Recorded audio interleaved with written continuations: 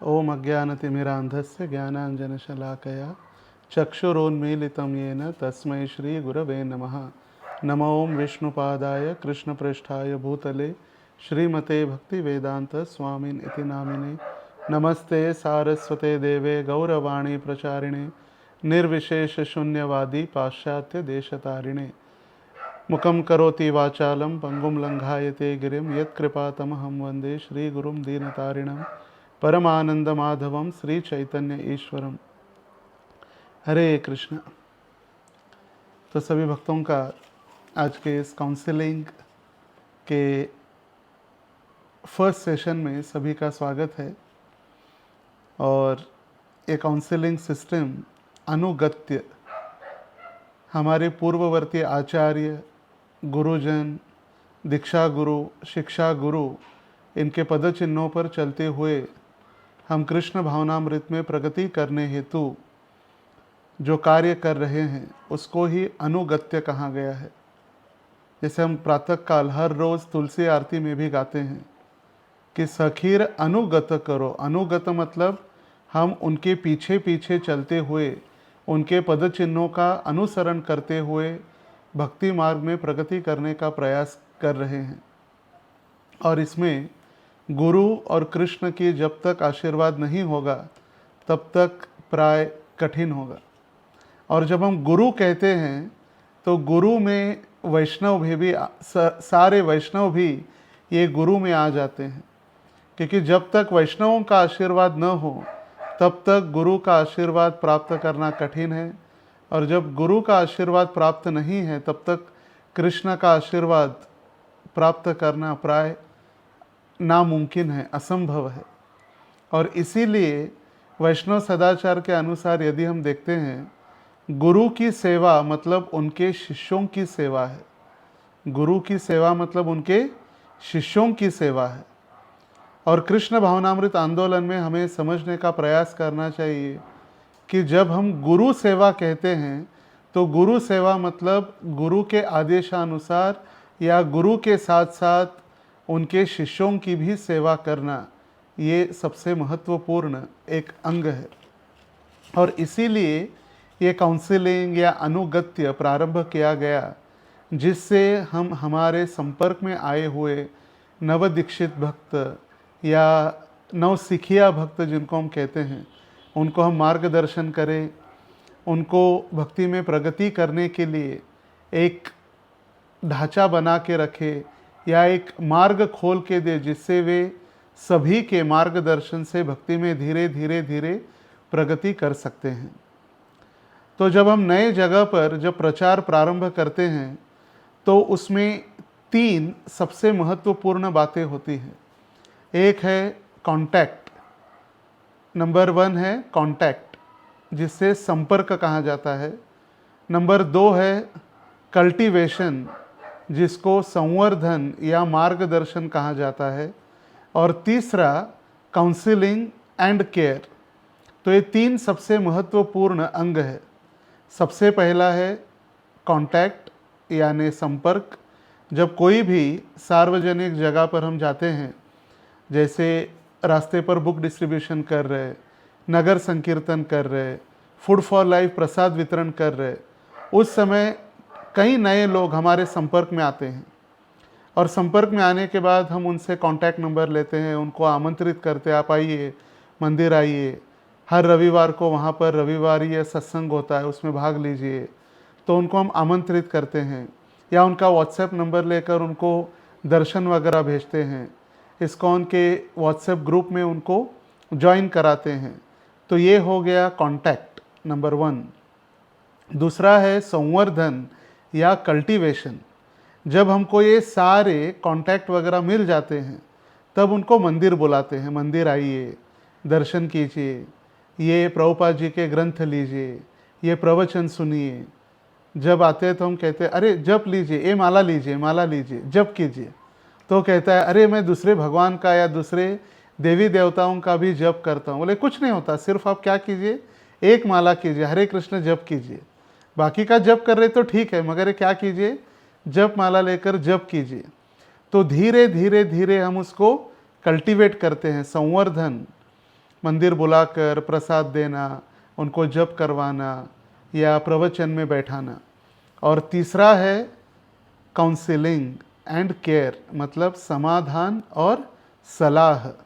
उनके यदि कोई आध्यात्मिक प्रश्न हैं या उनके कुछ समस्याएं हैं, आध्यात्मिक समस्या, या उनके कोई आध्यात्मिक प्रश्न हैं, उनको 1 to 1 या कुछ छोटे नंबर में, छोटे समूह में बैठकर उनको जब समझाने का प्रयास करते हैं, सलाह देते हैं, उसको कहा गया है काउंसलिंग।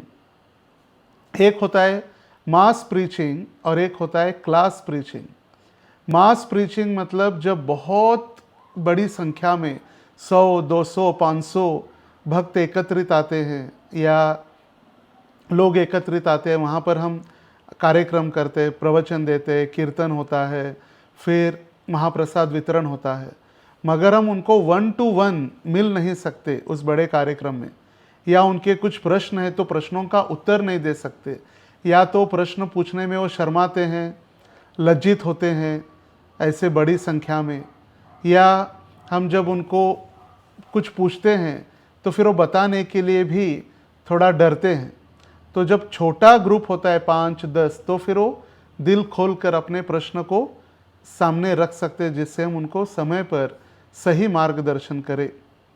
और ये है तीसरा, समाधान और सलाह, काउंसलिंग एंड केयर।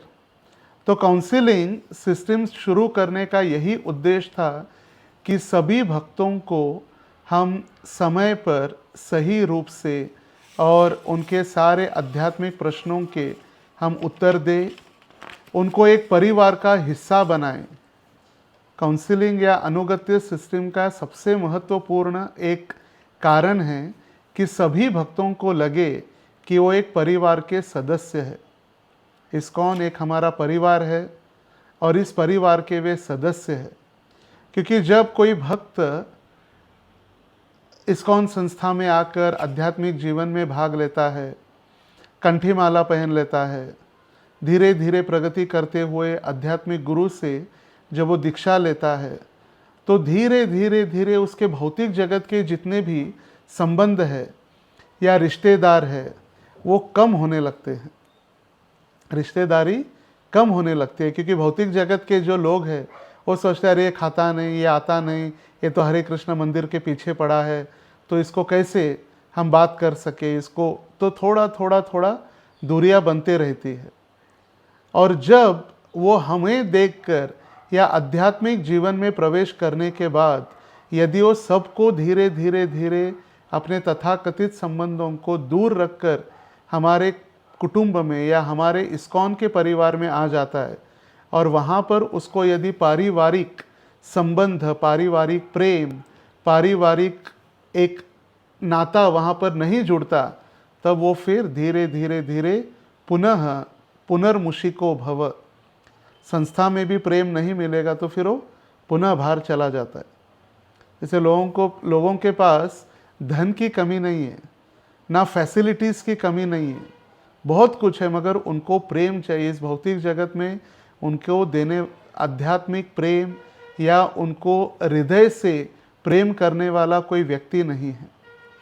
तो ये प्रेम मतलब जो हम बता रहे काम वासना नहीं है, ये प्रेम मतलब आध्यात्मिक जीवन में प्रगति करने हेतु उसको मार्गदर्शन करना। भौतिक जगत में लव प्यार ये बातें होती है वो सिर्फ अपनी इंद्रियों को संतुष्ट करने के लिए, मगर यहाँ पर जो प्रेम की बातें हो रही है वो प्रेम आध्यात्मिक जीवन में कृष्ण के पास ले जाने हेतु। और जब उसको लगता है कि मुझे यहाँ पर पूछा जा रहा है, मैं इस आध्यात्मिक जीवन में मुझे एक कुटुंब प्राप्त हुआ है, तो बहुत प्रसन्नता से वो भगवान की भक्ति, भगवान की सेवा, भक्तों का संग करते करते करते अपने आध्यात्मिक जीवन में प्रगति जारी रखता है। तो सबसे महत्वपूर्ण है रिलेशनशिप एंड रिलेशनशिप। हमारा जो भी काउंसलिंग या अनुगत्य है हमारे संबंध के ऊपर निर्धार करता है। संबंध सबसे बहुत महत्वपूर्ण है। और हमारी मानसिकता, हम किस मानसिकता से उस भक्त को मार्गदर्शन कर रहे। हम उसको कंट्रोल करने के लिए, या हम उसको आध्यात्मिक जीवन में प्रगति करने के लिए, या हमारी भौतिक इच्छाएं पूरी करने के लिए उसका उपयोग कर रहे हैं, सबसे महत्वपूर्ण है।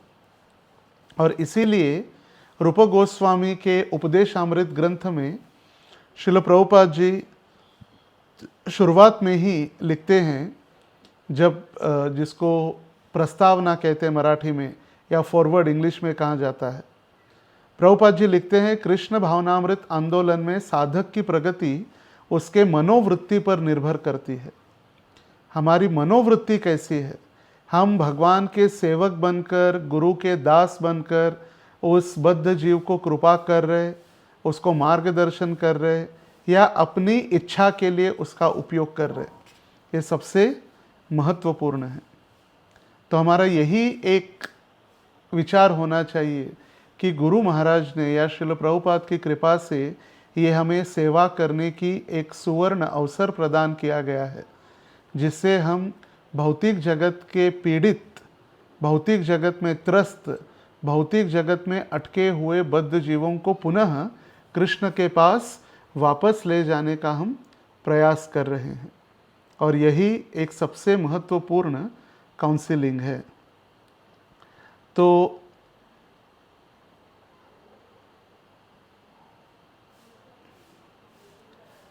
आज विषय जो है आप स्क्रीन पर देख रहे होंगे, भक्तों की देखभाल के 6 तरीके, the 6 ways of caring the devotees, taking care of Krishna's devotees. तो यहाँ पर हम देख रहे सनातन गोस्वामी और चैतन्य महाप्रभु का ये आलिंगन है। ये चैतन्य महाप्रभु सनातन गोस्वामी को आलिंगन कर रहे। जब चैतन्य महाप्रभु ने देखा कि दबीर खास और साकर मलिक के नाम में रूप गोस्वामी और सनातन गोस्वामी जब मुगल राजा के पास काम कर रहे थे या सेवा दे रहे थे, वो सेवा छोड़कर अंततोगत्वा अपना पूरा जीवन चैतन्य महाप्रभु को समर्पित करने के लिए सनातन गोस्वामी आए हैं।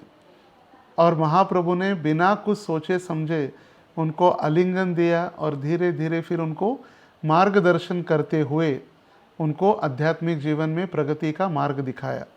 तो ये सबसे पहला ये फोटो है जहाँ पर हम देख रहे चित्र कि चैतन्य महाप्रभु सनातन गोस्वामी को आलिंगन कर रहे हैं। हमारा भक्तिमय जीवन ये 5 यस के ऊपर आधारित है। सबसे पहले हमारी साधना, रेगुलेटेड प्रैक्टिस ऑफ भक्ति योग। हम जो भक्ति में साधक बनकर आए हैं, तो हमारी साधना सबसे महत्वपूर्ण है। ये 5S जैसे होता है ना, 4S 4 स्ट्रोक इंजन होता है, तो हमारी भक्ति 5 स्ट्रोक इंजन है, 5S। तो सबसे पहला है साधना, दूसरा है स्वाध्याय, तीसरा है सदाचार, चौथा है संग और 5वां है सेवा। तो ये पांचों हम करते हैं अनुगत्य में या काउंसलिंग में।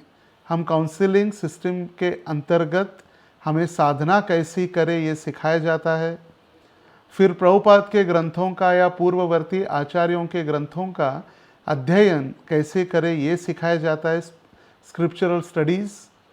फिर हमारा वैष्णव बिहेवियर, हमारा आचरण कैसे हो ये हमें सिखाया जाता है, वैष्णव सदाचार। चौथा है संग, गुड एसोसिएशन, हम किसका संग करें या किसका संग न करें ये हमें सिखाया जाता है। और 5वां है सेवा। जब हमारा संग मतलब संबंध ठीक है तो हमारी सेवा भी ठीक होती है। यदि हमारा संबंध ठीक नहीं है भक्तों से, तो हमारी सेवा कभी भी ठीक नहीं हो सकती। तो इसीलिए साधना, स्वाध्याय, सदाचार, संग मतलब संबंध और सेवा। तो संग या संबंध, सबसे महत्वपूर्ण संग की बजाय आप संबंध लिख सकते हैं। संबंध हमारे आपसी भक्तों के साथ हमारे संबंध प्रेम पूर्वक संबंध है या नहीं। तो इस 5 कार्यों पर हमारा आध्यात्मिक जीवन पूरा निर्भर करता है। तो यहाँ पर हम देख रहे ये जो चित्र है, ये चिड़ा दही उत्सव का चित्र है। चिड़ा दही उत्सव, जहाँ पर नित्यानंद प्रभु ने रघुनाथ दास गोस्वामी को दंड दिया है सभी वैष्णवों की सेवा करने के लिए, चिड़ा दही खिलाने की सेवा।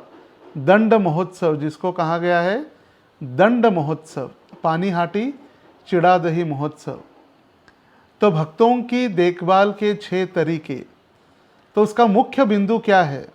एक औपचारिक ढांचा प्रदान करना जिसके भीतर सभी भक्तों को व्यक्तिगत देखभाल और ध्यान दिया जा सके। जैसे हमने कहा, जब बहुत बड़े पैमाने में भक्त आते हैं, हजारों सैकड़ों की संख्या में, तब उनको हम व्यक्तिगत देखभाल नहीं कर सकते।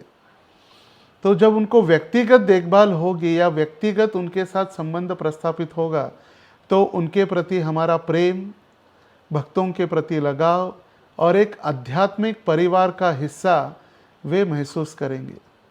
जब उनको पूछा जाएगा, जब उनके साथ प्रेम होगा, तभी तो हम उनको बुला सकते हैं। जैसे फंड कलेक्शन में सबसे बड़ा नियम है friend raising and then fund raising. सबसे पहला मित्र बनाना होता है और मित्र बनाने के बाद फिर वो अपना धन देता है। सिर्फ हम धन मांगने के लिए जाएंगे तो उसको पता चलेगा सिर्फ पैसे के लिए आते हैं, तो जितना होगा वो दक्षिणा देकर भेज देगा। तो जो भक्त यहाँ पर उपस्थित है उनसे निवेदन है, ये स्लाइड शो भी आपको भेज दिए जाएंगे, तो पूरा स्लाइड लिखने की आवश्यकता नहीं। तो फिर हम लिखते जाएंगे तो फिर हम सुनेंगे नहीं और फिर पूरा समय लिखने में ही चला जाएगा। तो आपको जो महत्वपूर्ण जो पॉइंट्स लग रहे हैं उसको लिख सकते हैं और स्लाइड तो आपको 1 to 1 भेजने की व्यवस्था की जाएगी। तो भक्तों की देखभाल करने के 6 तरीके जो हम आज जिसके ऊपर चर्चा हम करेंगे। नंबर 1, भक्तों के बीच सौहार्दपूर्ण, प्रेमपूर्ण, भरोसेमंद संबंध प्रस्थापित करना, जिससे भक्तों को लगे they are loved and wanted. वो उनसे प्रेम भी कर रहे हैं। हम जब प्रेम होता है तो जिसको प्रेम कर रहे हैं उसको लगा यहाँ पर मेरा प्रेम भी किया जा रहा है, मुझके ऊपर मुझे पूछा जा रहा है और मैं एक महत्वपूर्ण इसका हिस्सा हूँ, इस परिवार का। भक्तों के बीच सौहार्दपूर्ण, प्रेमपूर्ण और भरोसेमंद संबंध प्रस्थापित करना। तो ये 6 महत्वपूर्ण तरीके हैं जिसको हम डिटेल में चर्चा करेंगे। नंबर 2, निरंतर कृष्ण भावनामृत जीवन के लिए प्रत्येक भक्त को वैयक्तिक आध्यात्मिक पोषण प्रदान करना, पर्सनलाइज्ड स्पिरिचुअल नरिशमेंट जिसको कहा जाता है अंग्रेजी में।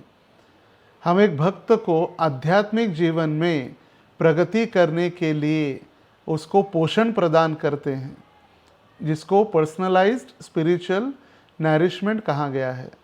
नंबर 3, कृष्ण भावना या कृष्ण चेतना सुचारू अभ्यास के लिए व्यक्तिगत देखभाल और समस्या का समाधान, देखभाल, सुरक्षा, सहायता, सेवा प्रदान करना, personal care and problem solving. अगर उनके आध्यात्मिक जीवन में कुछ कठिनाई है तो उसको सुलझाना और उनकी व्यक्तिगत उनके साथ सेवा करने के लिए एक माहौल तैयार करना।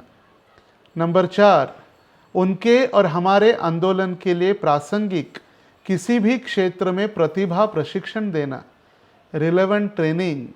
उनके आध्यात्मिक जीवन वो कैसे प्रगति करे तो उसके लिए ट्रेनिंग, मतलब उनको अलग अलग skills, relevant training and skills education उनको सिखाना। नंबर 5, संवाद या संचार के लिए एक मंच प्रदान करना, प्रोवाइडिंग फोरम फॉर कम्युनिकेशन। एक ऐसा माहौल तैयार करना जिसमें वो आके अपनी आध्यात्मिक जिज्ञासा पूछ सके, अपना हृदय खोल सके। और नंबर 6, विभिन्न प्रकार की सेवाओं को व्यवस्थित रूप से वितरित और आयोजित करना, to systematically distribute and organise various kinds of services. तो जो हम अलग अलग सेवाएं कर रहे, वो सेवाएं कोई भी अपने मन ढंग से नहीं, उसको अच्छी सुचारू रूप से intelligence and organisation, Srila Prabhupad ji कहे, जब प्रभुपाद जी देह त्याग कर रहे थे तो उसके पूर्व, शरीर त्याग करने के पहले प्रभुपाद जी को पूछा गया, प्रभुपाद जी आप जब नहीं रहेंगे तब ये संस्था कैसे चलेगी? गिरिराज महाराज जी ने प्रश्न पूछा था। तो प्रभुपाद, सबको लगा कि प्रभुपाद, क्षमा कीजिए, प्रभुपाद जी ने प्रश्न पूछा कि मैं जाने के बाद ये संस्था कैसे चलेगी? तो सभी ने, भक्तों ने उत्तर दिया, प्रभुपाद हम 4 नियमों का कठोरता से पालन करेंगे। किसी ने कहा हम प्रभुपाद ध्यानपूर्वक जप करेंगे। प्रभुपाद जी ने कहा वो तो है, मगर सबसे महत्वपूर्ण है इंटेलिजेंस एंड ऑर्गेनाइजेशन। अपने बुद्धिमत्ता से सेवाओं का व्यवस्थापन करना आध्यात्मिक जीवन में, ये सबसे महत्वपूर्ण है। तो इन 6 विषयों के ऊपर या इन 6 तरीकों के ऊपर आज हम विस्तृत रूप से चर्चा करने का प्रयास करेंगे। तो सभी भक्तों से निवेदन है, कृपया मुझे आशीर्वाद दे, जिससे इस सबसे महत्वपूर्ण जो विषय है, भक्तों का ख्याल करना या भक्तों का देखभाल करना, जिससे हम कुछ आगे आपकी सेवा कर सके। तो सबसे पहला और महत्वपूर्ण जो तरीका है, नंबर 1, भक्तों के बीच सौहार्दपूर्ण, प्रेमपूर्ण, भरोसेमंद संबंध प्रस्थापित करना, जिसको प्रीति लक्षणम कहा गया है। रूप गोस्वामी उपदेशामृत के 4th श्लोक में जिसका वर्णन करते हैं, जहाँ पर भक्तों के साथ प्रेम पूर्वक आदान प्रदान हम कैसे कर सकते हैं, इसका वे वर्णन करते हैं। ददाति प्रतिगृह्णाति गुह्यम आख्याति पृच्छति भुंक्ते भोजायते चैवम षड्विधम प्रीति लक्षणम। प्रेम के 6 तरीके वो समझाते हैं। ददाति प्रतिगृह्णाति, भक्तों को उपहार देना, भक्तों से उपहार स्वीकार करना। भक्तों को अपनी गुह्य हृदय की बातें या प्रश्न पूछना, या उनके हृदय के जो दिव्य उपदेश है उनको श्रवण करना।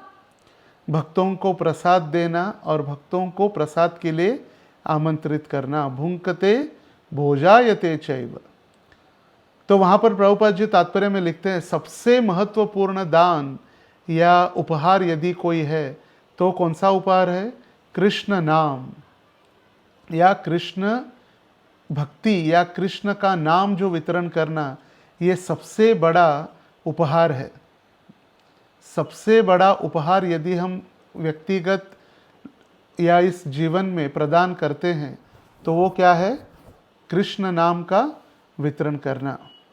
तो आगे हम देख रहे, कृष्ण भावनामृत सिद्धांतों के आधार पर भक्तों के बीच मधुर व्यक्तिगत संबंधों और प्रेम विश्वास की भावना को बढ़ावा देना।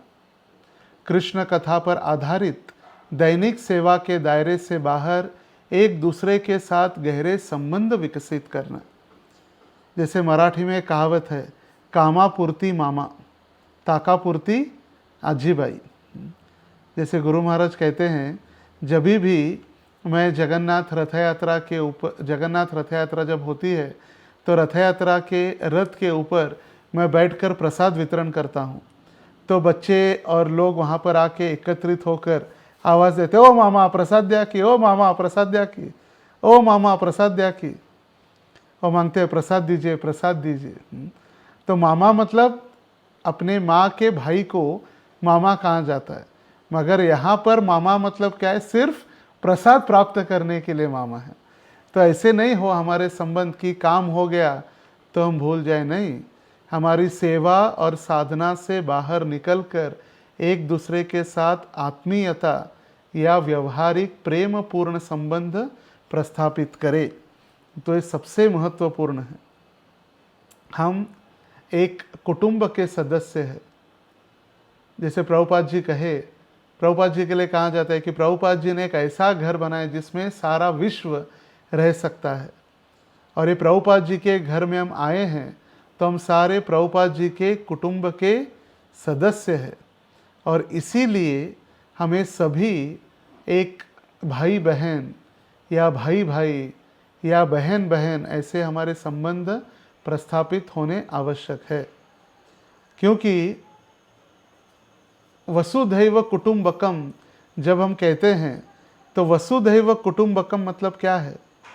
इस वसुधा के ऊपर, पृथ्वी के ऊपर जितने भी जीव है वो हमारे कुटुंब के सदस्य है, या हम सभी वासुदेव के पुत्र हैं। वासुदेव के पुत्र या वासुदेव हमारे पिता होने के कारण हम सभी वासुदेव की संतान हैं, तो हम एक कुटुंब के सदस्य हैं। उसे कहा गया है वसुधैव कुटुंबकम। सिर्फ स्लोगन लगाने के लिए नहीं, वसुधा मतलब पृथ्वी, पृथ्वी के ऊपर जितने भी जीव है वो हमारे सभी सगे संबंधी है। जैसे गृहस्थों के लिए मार्गदर्शन किया गया है, भागवत के 7वें स्कंद में नारद मुनि और युधिष्ठिर महाराज जी के संवाद में वर्णन आता है। नारद मुनि वर्णन कर रहे आदर्श पारिवारिक जीवन, उसमें वर्णन करते गृहस्थ का कर्तव्य होना चाहिए कि गृहस्थ की जिम्मेदारियां निभाते हुए परिवार के सदस्य कौन है उसका वर्णन करते हैं। घर में जो कॉकरोच है या अलग अलग चींटियाँ है, कीड़े है, मच्छर है, सर्प है, ये सारे उस कुटुंब के सदस्य हैं। और एक गृहस्थ भक्त की जिम्मेदारी होनी चाहिए कि जैसे हम परिवार के सदस्यों का पालन करते हैं, अपने बच्चों का पालन करते हैं, भरण पोषण करते हैं, उसी प्रकार इन सारे जीवों का भी भरण पोषण होना महत्वपूर्ण है। देखिए गृहस्थों के लिए कितनी बड़ी बात बता रहे नारद मुनि। आजकल हम देखते हैं बड़ी नई बैट आई है, बैट, टेनिस बैट, वो लेकर सभी भक्त अपने अपने घरों में चट चट चट चट चट चट सारे मच्छरों को मारते रहते हैं। एक बैट है, उसको इलेक्ट्रीफाइड, उसको चार्जिंग में लगा के उसको घुमाते, जिससे क्या है, मच्छर मर जाते हैं सारे बेचारे। तो फिर कैसे हम जीव दया कैसे होगी हमारे हृदय में? वैष्णवों के 3 कार्य बताए गए हैं, नामे रुचि, जीवे दया, वैष्णव सेवन। तो ये वैष्णवों की सेवा है, क्योंकि सारे जीव विष्णु के पुत्र है या विष्णु की संतान है। अहम बीज प्रदपिता, जैसे भगवान भगवत गीता में कहते हैं जितने भी जीव है वो मेरी संतान है। तो ये बड़ा परिवार, जैसे हमने कहा, गुह्यम आख्याति पृच्छति, हृदय की बातें एक दूसरे को पूछना और उनकी बातें जो उपदेश दिए जाते हैं उनको श्रवण करना। ददाति प्रतिगृह्णाति, उपहार देना, उपहार स्वीकार करना। भुंक्ते भोजायते चैव, देखिए यहाँ पर नित्यानंद प्रभु भी सारे भक्तों के साथ बैठकर प्रसाद ले रहे, और जब उन्होंने चिंतन किया महाप्रभु का तो महाप्रभु भी वहाँ पर उपस्थित हो गए और सारे भक्त बैठकर प्रसाद ले रहे हैं। जैसे हमने सुना कि राजस्थान में जब पति का भोजन हो जाता है तो पत्नी उसी झूठन थाली में भोजन करती है। कितना सच है मुझे पता नहीं, मगर हमने सुना है। क्योंकि जब झूठन खाया जाता है तो प्रेम बढ़ता है, तो पति के प्रति प्रेम बढ़ने के लिए पत्नी अपने पति का झूठन भोजन स्वीकार करती है। और जैसे हम चैतन्य चरितामृत में भी सुनते हैं, भक्त पद धूलि आर भक्त पद जल, भक्त भुक्त अवशिष्ट से 3 महाबल। जब हम भक्तों के चरणों की धूल लेते हैं, अपने मस्तक पर धारण करते हैं, जब भक्तों के चरण धोए हुए जल को हम अपने सर पर छिड़कते हैं, उसको प्राशन करते हैं, और भक्तों का उच्छिष्ट प्रसाद जब हम स्वीकार करते हैं, ज़बरदस्ती नहीं तो खा रहे तो उसके ऊपर गिर कर उसका छीन लिया, ऐसे नहीं, उनके अनुमति से, भक्तों के अनुमति से यदि हम प्रसाद लेते हैं तो फिर हमारी भक्ति में प्रगति करने के लिए ये 3 महाबल है। कभी कभी हम प्रसाद बांटते हैं, महाप्रसाद, तो भक्त कहते हैं प्रभु जी करेला नहीं, ये गुलाब जामुन दीजिए, गुलाब जामुन महाप्रसाद, ये सब्जी नहीं, ये दीजिए। तो महाप्रसाद में ऐसे कोई होता नहीं है, सारा महाप्रसाद ही है। जैसे हम व्यासदेव और नारद मुनि के संवाद में सुनते हैं, व्यासदेव जी को नारद मुनि अपने पूर्व आश्रम या अपने पूर्व जन्म के विषय में बताते हैं। मैं एक दासी पुत्र था और मेरी माँ दासी होने के कारण जो चातुर्मास में आए हुए सारे साधु संतों की सेवा करती थी, उनको प्रसाद परोसना, सफाई करना, उनके लिए भोजन देना। तो माँ के साथ साथ मैं भी उनकी सेवा करता और उनके अनुमति से मैंने उनका उच्छिष्ट प्रसाद ग्रहण किया। तो उन सारे साधुओं की मेरे ऊपर अहेतुकी कृपा हो गई। और जब मेरी माँ दूध दोहन करके वापस आ रही थी तो एक सर्प ने उसको काटने के कारण दंश हुआ और मेरी माँ ने शरीर त्याग दिया। तो सारे संसार में मेरी एक ही आसक्ति थी, मेरी माँ, वो भी अभी चली गई। तो दूसरा बचा था मेरा घर। तो ये माँ नहीं है तो घर क्या करे, उस घर में माँ के देह को रख कर मैंने घर को ही जला दिया। तो सारी आसक्ति ही समाप्त हो गई। और इसीलिए मैंने आसक्ति को समाप्त करके उन भगवान के भक्तों से मैंने आशीर्वाद प्राप्त किया और उनसे सेवा करने के कारण मुझे भगवान की भक्ति में प्रगति करने के लिए एक मार्ग प्राप्त हुआ।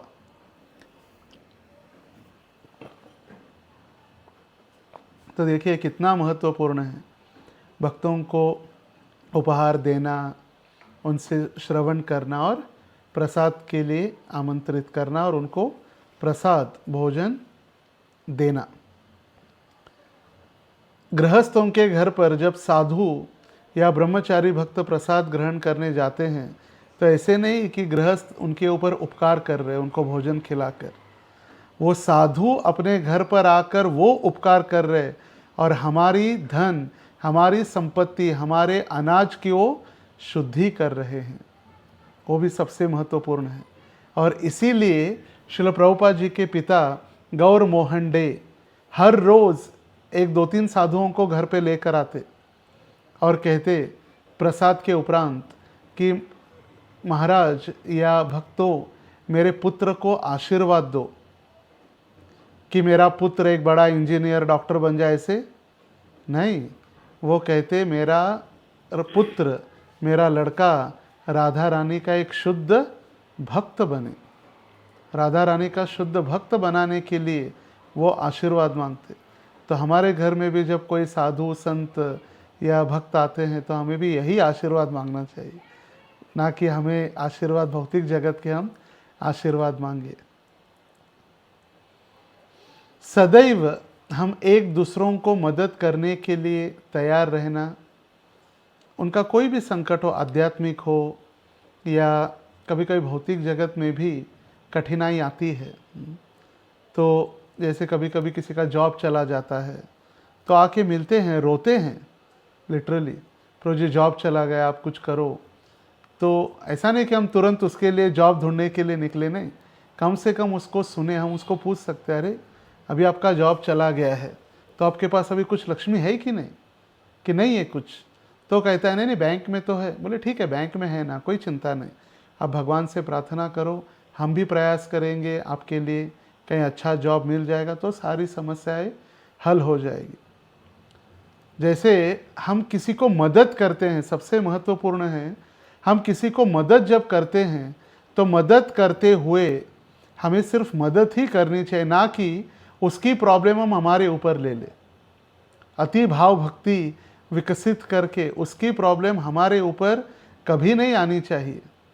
जैसे एक माँ अपने बच्चे को गोदी में लेकर बैठी है और वो बच्चा जोर जोर से रो रहा है, शांत नहीं हो रहा है, तो हमें माँ को समझाना चाहिए या माँ को बताना चाहिए उस बच्चे को हम कैसे शांत कर सकते हैं, या माँ को बता सकते हैं कि बच्चा कैसे शांत हो सकता है, उसके लिए कुछ खिलौना दीजिए या उसके लिए कुछ ट्रॉफी ला के दीजिए, उसको माँ को बता सकते हैं, ना कि वो रोते हुए बच्चे को हम हमारे पास लेके हम उसको खेलते रहे। तो हमें समझना चाहिए प्रॉब्लम सॉल्विंग इसका मतलब नहीं है कि हम दूसरे की प्रॉब्लम हमारी समझकर हम हमारे ऊपर ले लें। श्रीमान राधेश्याम प्रभु एक उदाहरण दे रहे थे कि एक काउंसिलर थे, तो काउंसिलर बनने के बाद एक माताजी प्रवचन के पीछे बैठकर रो रही थी। तो प्रवचन समाप्त होने के बाद काउंसलर ने पूछा क्यों रो रहे थे, तो उसने कहा मेरे पति मुझे बहुत मारते प्रभु जी, बहुत तकलीफ देते, मुझे बहुत कठिनाई मुझे होती है, तो क्या करें। तो काउंसलर को कहना चाहिए था कि चलो देखिए कुछ बात करनी चाहिए थी, मगर काउंसलर इतने दयावान हो गए कि उसने कहा कि आप हमारे ही फ्लैट में आ जाओ रहने के लिए, मेरे घर में एक कमरा खाली है, आप आके हमारे साथ रहो। तो जब वो पूरा बिस्तर अपना पूरा सामान लेकर वो काउंसलर के घर में आई, तो काउंसलर की पत्नी पूछने लगी हमारे घर में क्या कर रही है।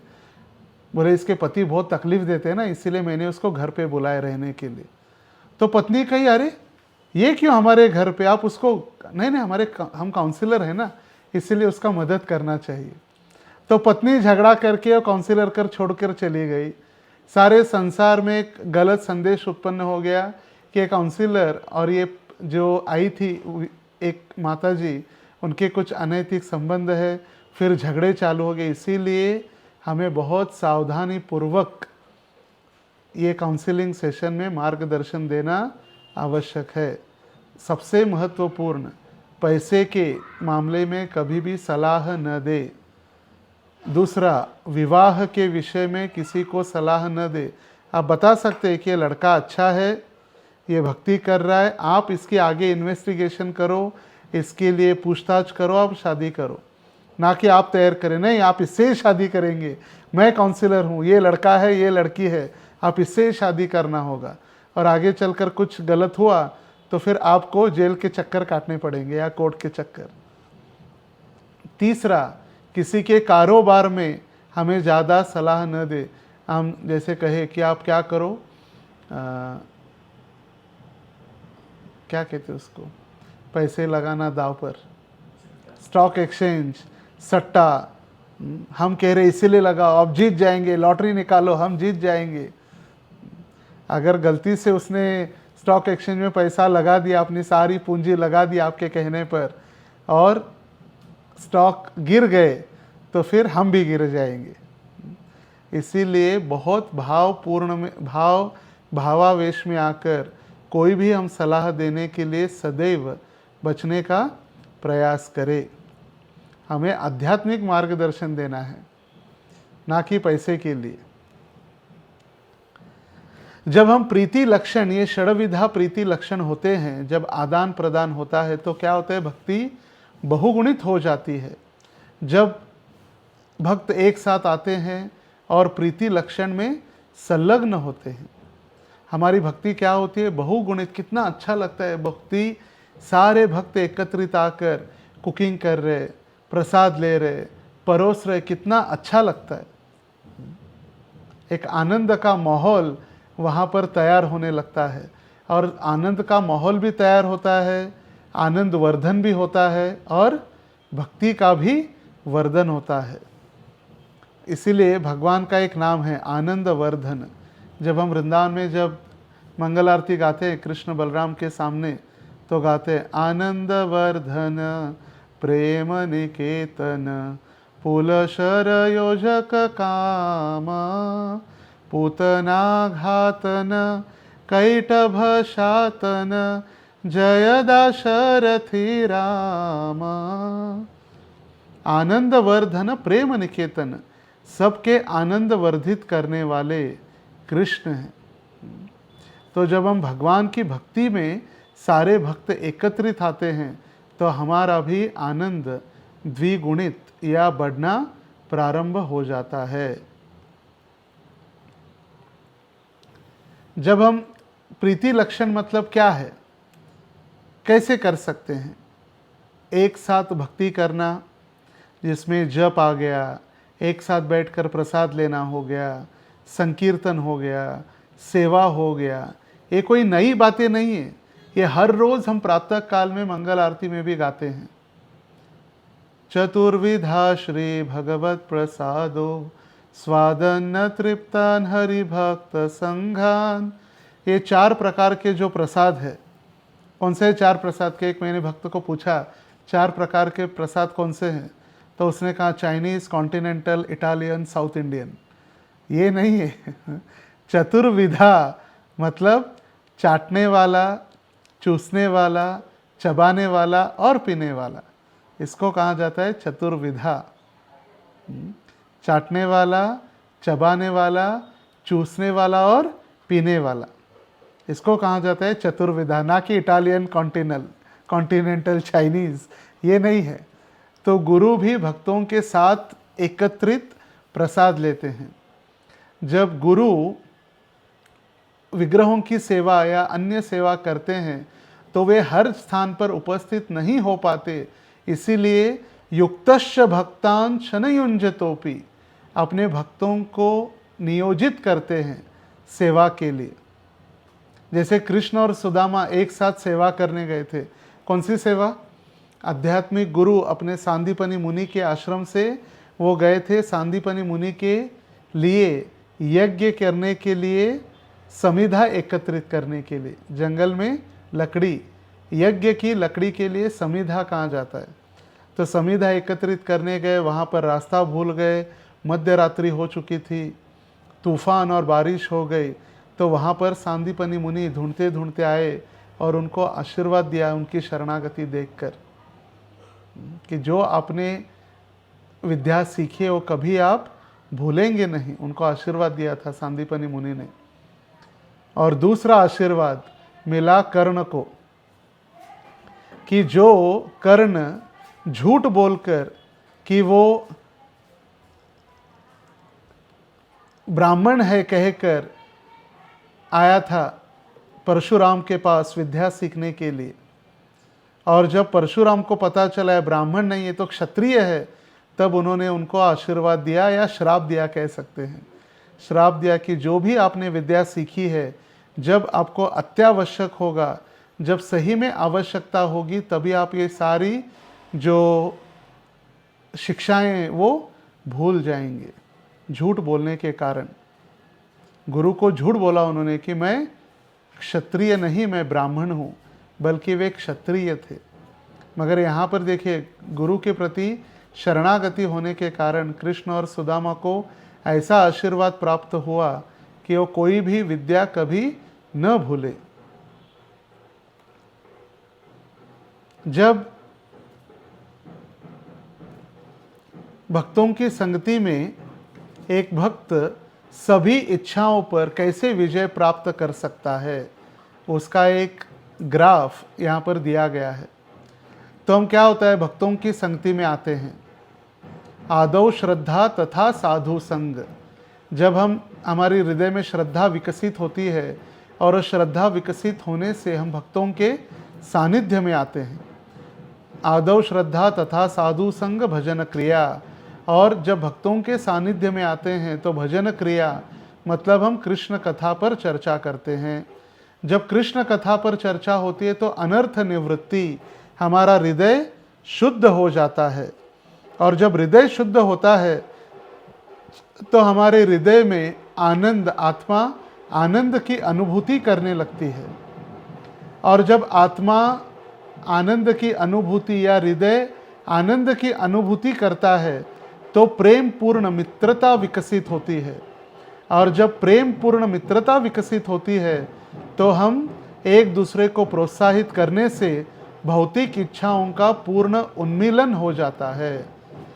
जब हम भक्तों के सानिध्य में आनंद से एक दूसरे को प्रोत्साहित कर रहे, आइए सेवा कीजिए, भक्ति कीजिए, तब क्या होता है, भौतिक जगत की जो भी इच्छा हैं वो सारी इच्छाएं नष्ट हो जाती है। देखिए कितना आसान है सिर्फ भक्तों के संगति में आने से।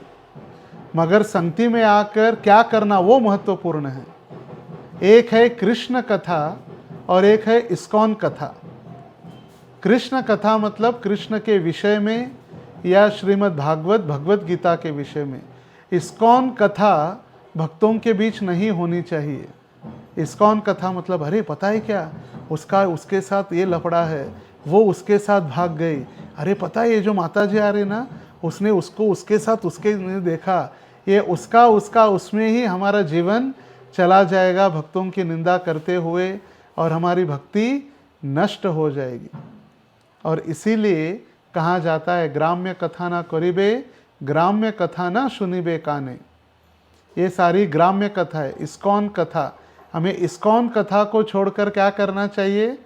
कृष्ण कथा पर ध्यान देना चाहिए, ताकि हमारा हृदय शुद्ध हो, और हृदय शुद्ध होने से हमें संतुष्टि प्राप्त हो, प्रसन्नता हो, और फिर भक्तों से प्रेम पूर्ण मित्रता विकसित हो, और हम एक दूसरे को फिर मदद कर सके भौतिक इच्छाओं से मुक्त होने के लिए। ये हो गया नंबर 1 जो हमने कहा था, भक्तों के लिए कृष्ण भावनामृत आंदोलन की जो 6 भक्तों की देखभाल के 6 तरीकों का सबसे पहला तरीका ये हमने देखा। नंबर 2, निरंतर कृष्ण भावनामृत जीवन के लिए प्रत्येक भक्त को व्यक्तिगत आध्यात्मिक पोषण प्रदान करना, ये सेकंड है, जिसका सिद्धांत क्या है? कृष्ण भावनात्मक दर्शन में व्यवस्थित प्रशिक्षण प्रदान करना और प्रभुपाद जी के पुस्तकों का अध्ययन, एक दूसरे को भजन कीर्तन सिखाना। तो कैसे कर सकते हैं हम देखभाल? पहले तो हमने वातावरण तैयार किया, एक आध्यात्मिक वातावरण तैयार हो गया। आध्यात्मिक वातावरण तैयार करने के बाद हमारा प्रेम पूर्ण संबंध प्रस्थापित हुआ, वो भक्ति करने के लिए प्रेरित हुए। तो अभी नेक्स्ट उनको अभी हमें कृष्ण भावनामृत दर्शन मतलब फिलॉसॉफी, हमें फिलॉसॉफी का प्रशिक्षण देने के लिए सबसे पहले श्रील प्रभुपाद जी के ग्रंथों का अध्ययन करने के लिए उनको प्रेरित करना, उनको भजन करने के लिए सिखाना। भजन मतलब क्या है? कैसे ध्यानपूर्वक जप करें, कैसे हम सारे एकत्रित आकर कीर्तन करें, उनको कीर्तन करने के लिए सिखाना, प्रेरित करना, ना कि हम ही कीर्तन करते बैठे हर बार।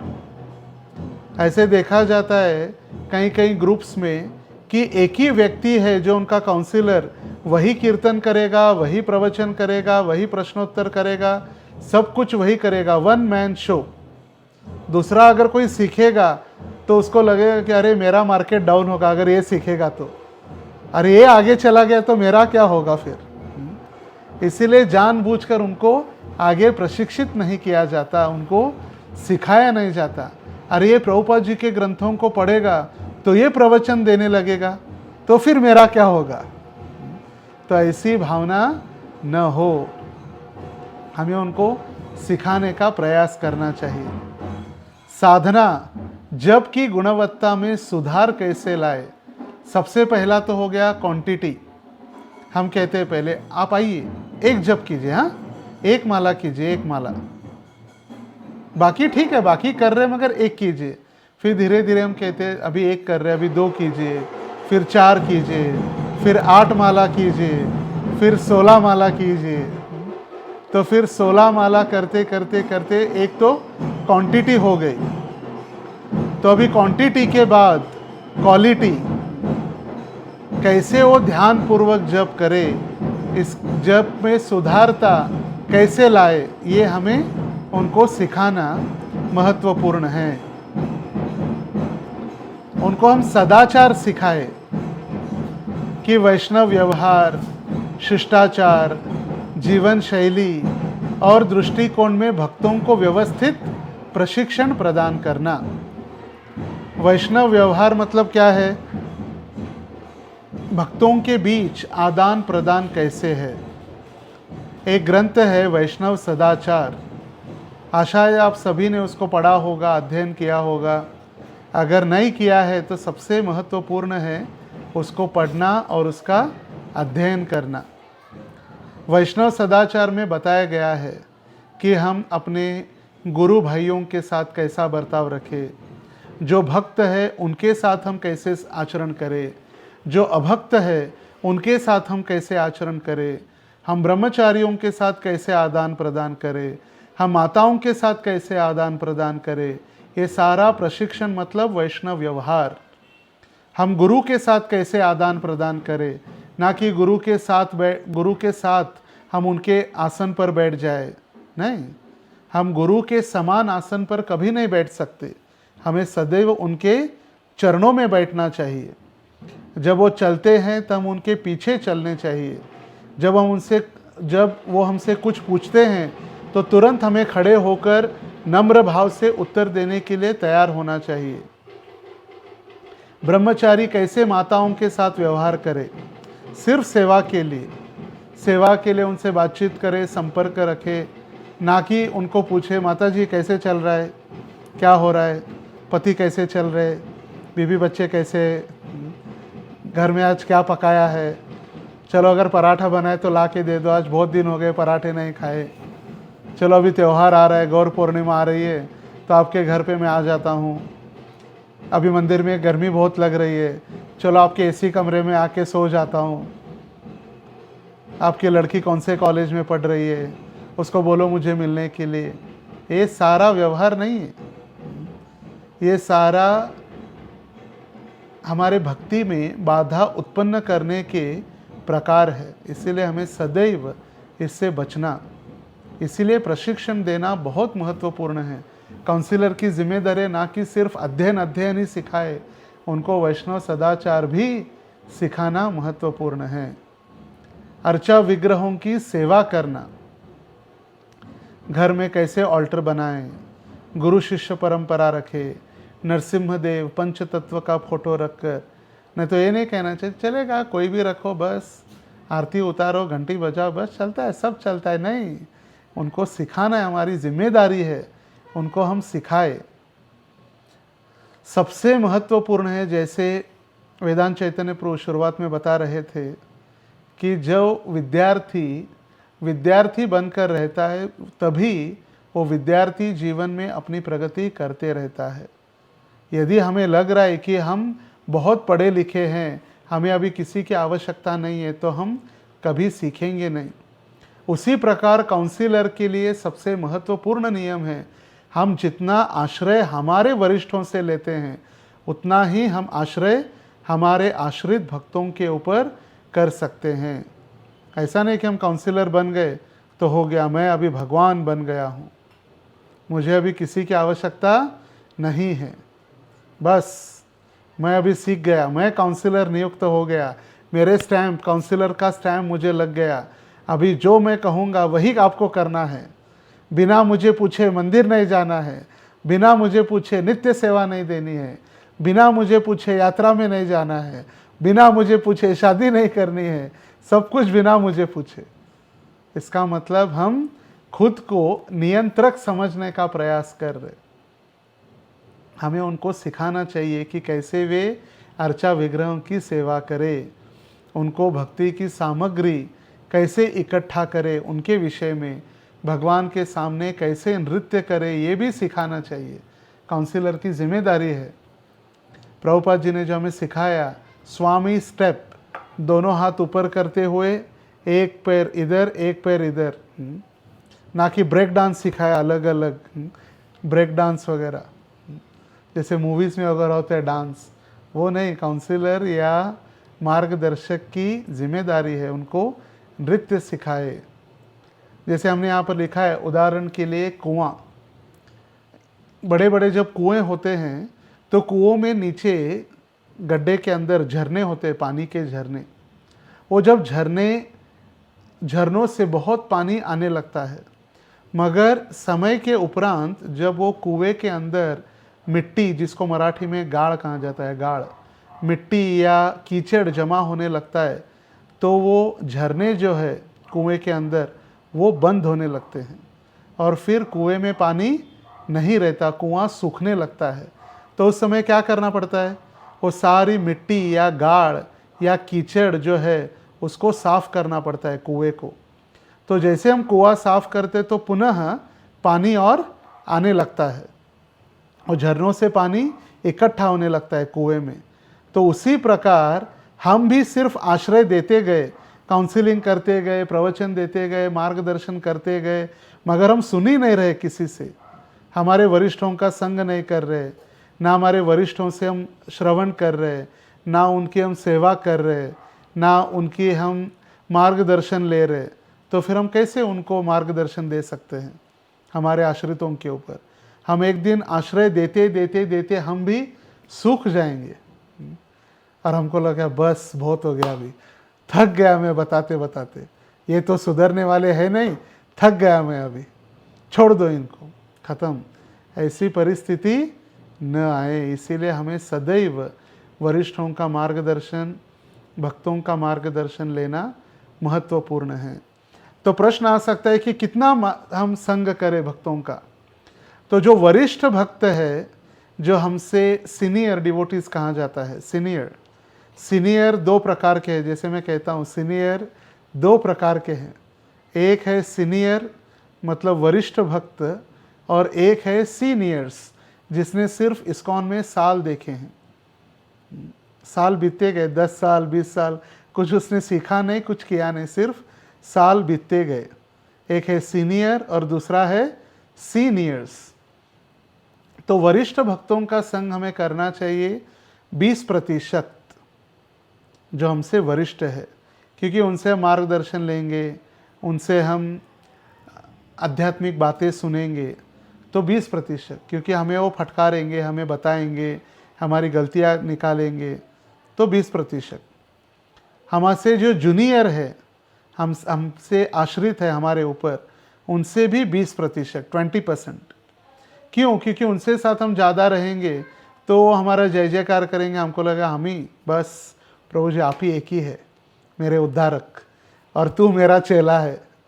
एक परीक्षित और दूसरे सुखदेव, बस प्रभु जी आप ही मेरे उद्धारक है, वो हमारी स्तुति करेंगे तो हमको लगा हाँ कितना अच्छा है, बस तू ही समझ गया है, आप ही दिव्य चक्षु आपको प्राप्त हो चुके हैं।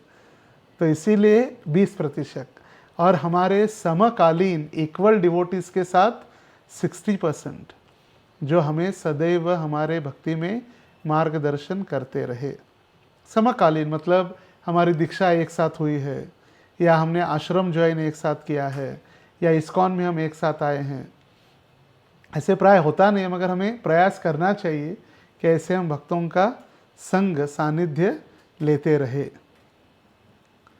उदाहरण की ताकत प्रतिनिधित्व और प्रचार की ताकत प्रस्तुति।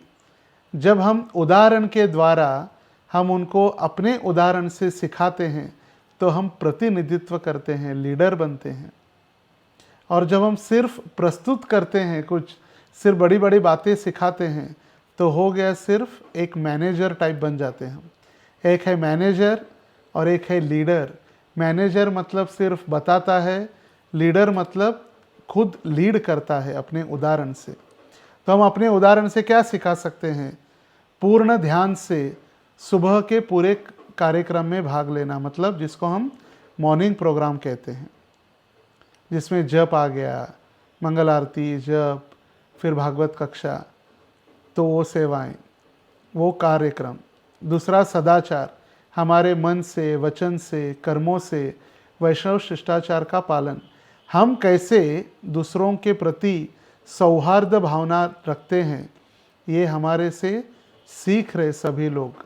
क्योंकि दुनिया में कोई अंधे गूंगे नहीं है, सारे आजकल सारे पढ़े लिखे हैं और सारे समझते हैं हमारे मन में क्या है। Your action speak more louder than your speech कहा गया है।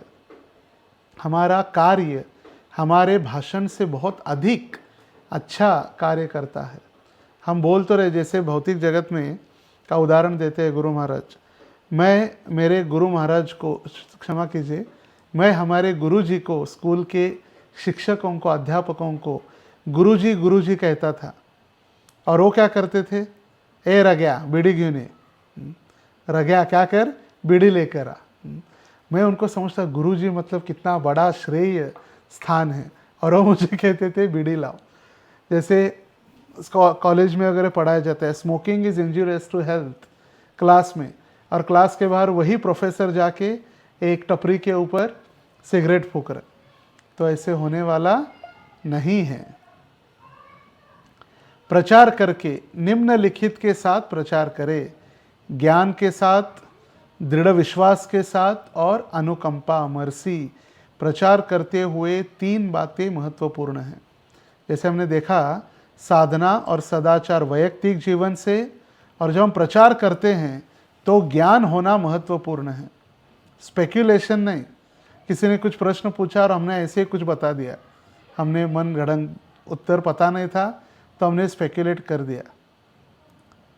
कुछ भी शास्त्रोक्त प्रश्न कभी पूछा जाता है और यदि हमारे पास उस प्रश्न का उत्तर नहीं है तो हमें कहना चाहिए कि मैं आपको इस प्रश्न को ढूंढकर, इस प्रश्न की जिज्ञासा कर जो आपने की है, मैं उसको बाद में बताता हूँ, I will come back later. कुछ स्पेक्यूलेशन गलत नहीं बताना है, हमारे पास ज्ञान नहीं है तो, नहीं तो कुछ भी चलेगा। संकष्टी भी करो, नवरात्रि भी करो, काली की पूजा भी करो, वही चलता है, बस सब चलता है। नहीं, हमें अध्ययन करके, कभी कभी प्रश्न पूछे जाते हैं, हम प्याज लहसुन क्यों नहीं खाते, हम एकादशी के ऊपर उपवास क्यों करते हैं, हम 4 नियमों का पालन क्यों करते। 4 नियमों का पालन प्रभुपाद जी ने बताया, बस इसीलिए करते। ये हरे कृष्णा वालों ने बताया नहीं, ये 4 नियमों का पालन भागवत के प्रथम स्कंद के 17वें अध्याय में परीक्षित महाराज ने जब कली को दंड दिया, वहाँ पर उन्होंने 4 स्थान दिए थे कली को रहने के लिए, जहाँ पर मांसाहार होता है, व्यभिचार होता है और जुआ खेला जाता है, और चौथा जहाँ पर मादक द्रव्यों का सेवन किया जाता है। ये 4 स्थान कली को रहने के लिए दिए हैं परीक्षित महाराज ने। इसीलिए हम 4 नियमों का पालन करते हैं, ताकि कली हम में प्रवेश न करे। ये इस्कॉन ने या प्रभुपाद ने 4 नियम प्रारंभ नहीं किए हैं। ज्ञान दूसरा है, दृढ़ विश्वास। हम जब दूसरों को प्रचार कर रहे तो हमें विश्वास होना चाहिए। जो ब्रह्मचारी आश्रम में दृढ़ है वही दूसरे नवयुवकों को ब्रह्मचारी आश्रम में प्रवेश करने हेतु मार्गदर्शन कर सकता है। जो खुद ही ढीला ढाला है वो कहाँ से दूसरों को लाएगा। अरे क्या, कुछ नहीं यार, शादी करो, अच्छा है, बस कुछ नहीं, आश्रम में शादी करके रहो, शादी करो, पैसा कमाओ, मुझे भी 50% ला के दो, आप भी 50% ला के रखते रहो। कई बार हमने देखा है कई स्थानों पर ब्रह्मचारियों की जो इच्छा होती है, युवकों की इच्छा ब्रह्मचारी बनने की, उनको ब्रह्मचारी न बनाकर उनको जॉब पर रखा जाता है। क्यों? क्योंकि अपने आश्रम में या हमारे मंदिर के लिए पैसा मिलते रहे, बस हमें बिना कष्ट किए पैसा मिल रहा है ना, इसलिए आप जॉब करो, हमें पैसा दो। तीसरा, अनुकंपा। अनुकंपा मतलब दया। जीवों को, जब तक हम जीवों के ऊपर दया नहीं करेंगे, तब तक हमारे हृदय में जब तक अनुकंपा नहीं होगी, तब तक हम उनकी सेवा या प्रचार नहीं कर सकते। नामे रुचि जीवे दया। जब जीवों के ऊपर दया आती है तभी हम प्रचार कर सकते हैं, नहीं तो प्रचार नहीं कर सकते।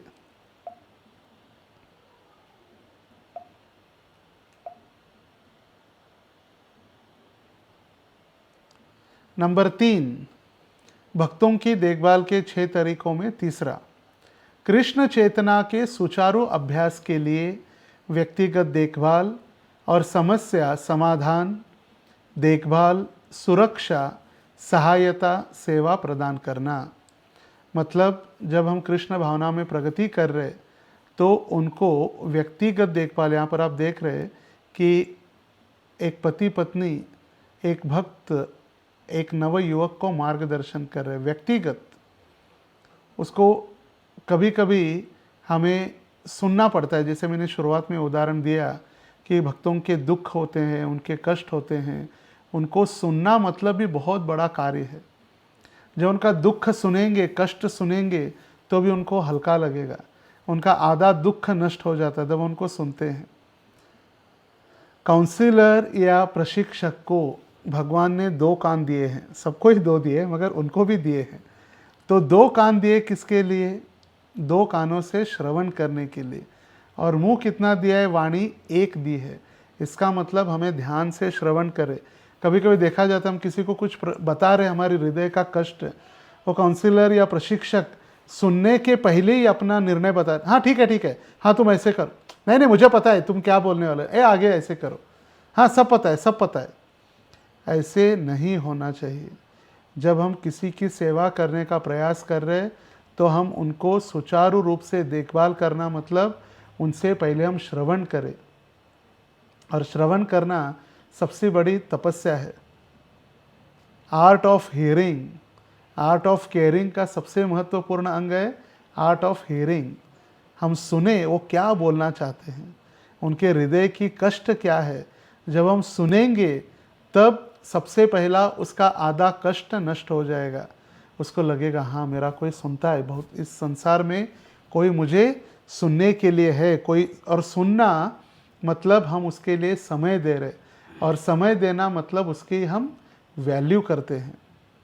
क्योंकि भौतिक जगत में किसी के पास समय नहीं है। जब हम जाते हैं बड़े बड़े कंपनीज़ में वगैरह उनको प्रचार करने के लिए, उनको लगता है अरे यहाँ आ गए बाबा लोग, अरे ले लो 500,000 रुपये दे दो, इनको भगा दो।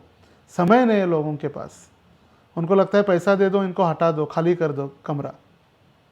मगर सबसे मूल्यवान इस संसार में समय है।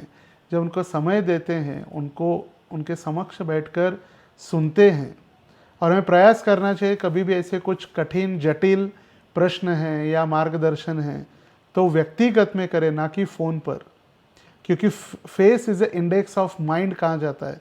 जब हम समक्ष एक दूसरे के ऊपर बैठते हैं, सामने सामने बैठकर जब हम उनको सुनते हैं, तब उनकी चेहरा या हमारा चेहरा देखकर, पता नहीं हम जूम पर या फ़ोन पर दिखता तो है नहीं, वीडियो बंद करके हम सुन रहे या जब कर रहे बता रहे सुनने दो, बोलो भाई, हाँ हाँ ठीक है। नहीं, जब हम सामने उसके बैठकर श्रवण करते हैं, हाँ अच्छा, तो हम इंटरेक्टिव सेशन जब होते हैं तब वो प्रसन्न होगा, उसका आधा कष्ट नष्ट हो जाएगा, और वो हम एक दूसरे से जुड़ना, वो कुटुंब का सदस्य बनने के लिए, एक कुटुंब का सदस्य है ऐसा वो महसूस करेगा।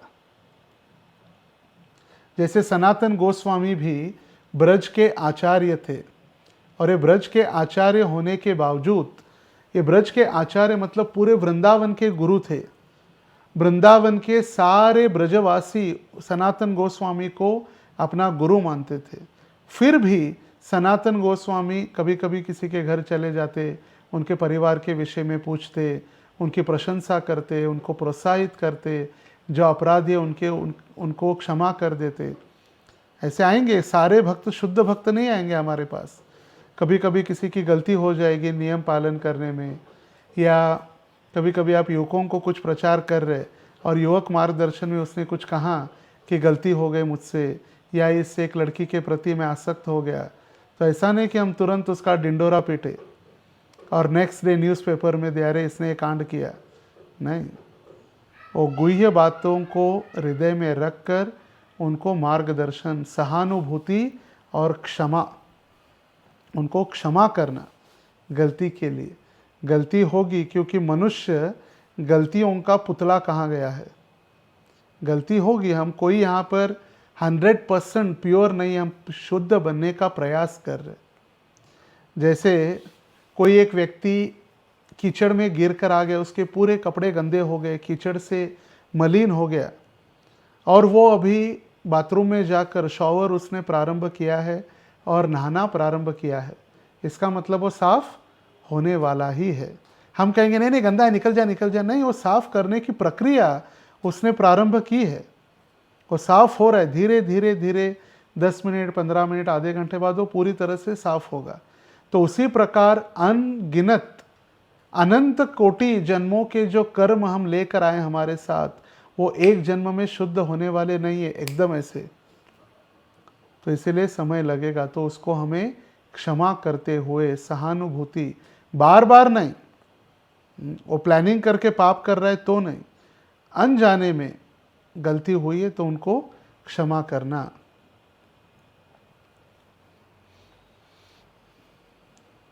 जैसे कहा गया है, बार बार गलती करना जानबूझकर, मतलब that is your decision. Making mistakes again and again knowingly means that is your decision. आपने प्लानिंग करने के बाद ही आप ये गलतियां कर रहे हैं, तो ये गलतियां नहीं बल्कि अनजाने में हुई गलती। नंबर 4, उनके और हमारे आंदोलन के लिए प्रासंगिक किसी भी क्षेत्र में प्रतिभा प्रशिक्षण देना, मतलब सेवा करने के लिए स्किल्स, इसको कहा जाता है स्किल्स सिखाना। उपदेश, प्रवचन कैसे दिया जाता है, भोजन पकाने की सेवा कैसे की जाती है, संगीत वाद्य तंत्र, जैसे मंदिरों में होता है करताल क्लासेस, मृदंग क्लास, अर्चा विग्रहों की पूजा, उनको बैकअप कैसे करना है वो सिखाना है, अर्चा विग्रहों की सेवा, बच्चों की परवरिश कैसे की जाए, ये सबसे महत्वपूर्ण है गृहस्थों के लिए, बच्चों की परवरिश। जैसे प्रभुपाद जी कहे, these are not ordinary childrens, these are Vaikuntha childrens. ये कोई साधारण बच्चे भक्तों के घर में जन्म नहीं लिए हैं, ये सारे वैकुंठ के बच्चे हैं। कृष्ण ने हमारी सेवा के लिए उनको हमारे पास भेजा है, वो सिखाना। मानवीय संबंध मतलब हम भक्तों के परिवार में अभक्तों से, भक्तों से, बड़े बुजुर्गों से कैसे हम आदान प्रदान करें वो सिखाना। जैसे उदाहरण के तौर पर हम देख सकते हैं, एक युवक भक्त बन गया, भक्त बनने के बाद वो बेस में आकर रहने लगा, होता ना बेस या वॉइस, और बेस में आकर रहने लगा। बेस में 1 साल रहा और जब छुट्टियां चालू हुई गर्मियों की, घर गया। घर जाने के बाद उसके माँ ने प्रेम से कहा, माँ ने कहा, बेटा मैंने आपके लिए हलवा पूड़ी बनाया है, चलो खा लो।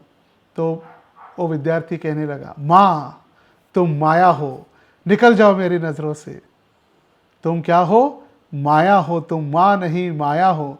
अगर वो ऐसा कहेगा तो फिर पूरा आतंक मच जाएगा। इसका मतलब हमारी परवरिश गलत है, हम माँ और पुत्र को हम अलग करने का प्रयास कर रहे हैं। दूसरों की सेवा करने के लिए प्रतिभा को शामिल करना मतलब हमें प्रेरित करना कि वो कैसे भक्तों की सेवा करे। जिन भक्तों को थोड़ी नींद आ रही है तो थोड़ा सीधा बैठ सकते हैं, सिट प्रॉपरली, जिससे हम अगर दीवार को आराम से बैठे हैं तो फिर नींद आने की बहुत संभावना रहती है। तो हमें दूसरों की सेवा करने के लिए भी उनको प्रेरित करना। व्यवसाय में जिम्मेदारी जैसे कौशल में प्रशिक्षण, स्किल्स, व्यवसाय में प्रशिक्षण देना, इसका मतलब ये नहीं कि हम उसके गले पर जाकर उसके बिजनेस में इन्वॉल्व हो, वो नहीं।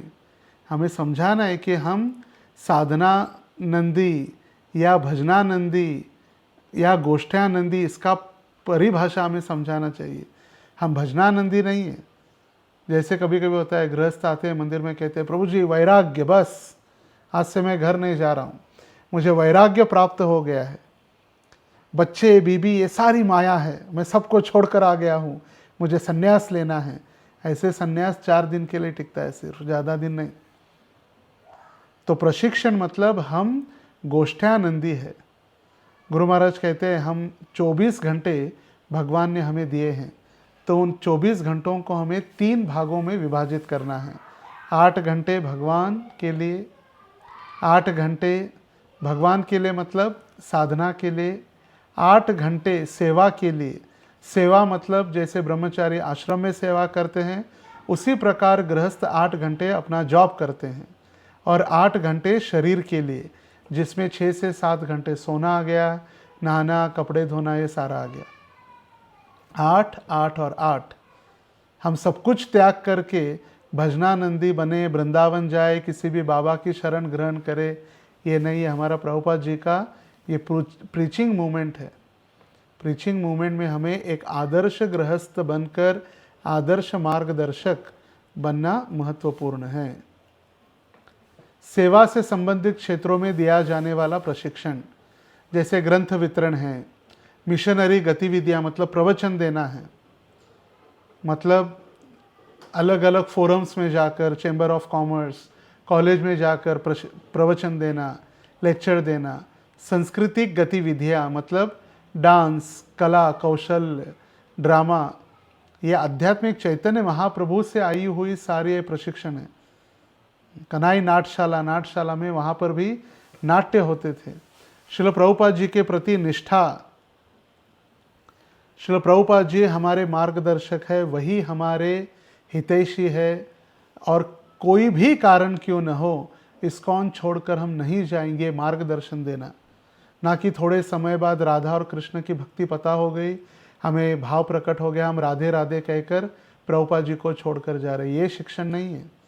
हमें सबसे महत्वपूर्ण शिक्षण है इस्कॉन को छोड़कर न जाना, और प्रबंधन मतलब GBC is the ultimate authority. GBC के प्रति, हमारे अधिकारियों के प्रति हमें निष्ठावान होकर उनकी सेवा करने के लिए सिखाना, यही उनको परामर्श देना और नेतृत्व कौशल मतलब लीडरशिप क्वालिटीज़ उनमें जागृत करना, उनको लीडर बनने के लिए तैयार करना, ना कि उनकी इच्छा के विरुद्ध कार्य करना। जैसे कभी कभी क्या होता है, कोई भक्त हमारे ग्रुप में अच्छा कीर्तन करता है, वो अच्छा कीर्तन सभी को अच्छा लगेगा, इसीलिए हम उसको कीर्तन बंद करके उसको हम भेजते हैं किचन में कुकिंग करने के लिए, जाओ तुम कुकिंग करो, बर्तन सफाई करो। क्यों? क्योंकि हमें लगता है वो कीर्तन करेगा तो उसकी प्रशंसा होगी, तो हम ये सहन नहीं कर पा रहे। ये हमारा अहंकार है, मिथ्या अहंकार। कोई अच्छा गा रहा है इसीलिए हम उसको गाने नहीं दे रहे, उसको किचन में भेज रहे। अच्छा कुकिंग कर रहा है, अरे प्रभु जी क्या हलवा बनाया जा आपने कार्यक्रम के लिए, वाह मज़ा आ गया। वो अच्छा कुकिंग कर रहा है, उसकी प्रस्तुति या उसका मार्केट बढ़ेगा, इसलिए हम उसको बोलेंगे कि तुम जाकर बुक डिस्ट्रीब्यूशन करो, या टेबल के ऊपर बैठ के बुक डिस्ट्रीब्यूशन करो, या कलेक्शन फंड रेजिंग करने के लिए रिसिट बनाओ। तो ये गलत है। भगवान ने जैसे कहा है गुण कर्म विभागशः, भक्तों के उनके गुण और कौशल के अनुसार उनको सिखाना और उनको नेतृत्व लीडरशिप क्वालिटीज़ के लिए आगे बढ़ाना। कैसे संभालना है संस्था को या हमारे अनुशासन को भी सिखाना उनको। लेख निर्माण परियोजनाएं, कानून का अनुपालन, जनसंपर्क, आयोजन, प्रचार अधिकारियों से अनुमति, कक्षा लगाना, उसको वाइंड अप करना, ये भी सिखाना महत्वपूर्ण है।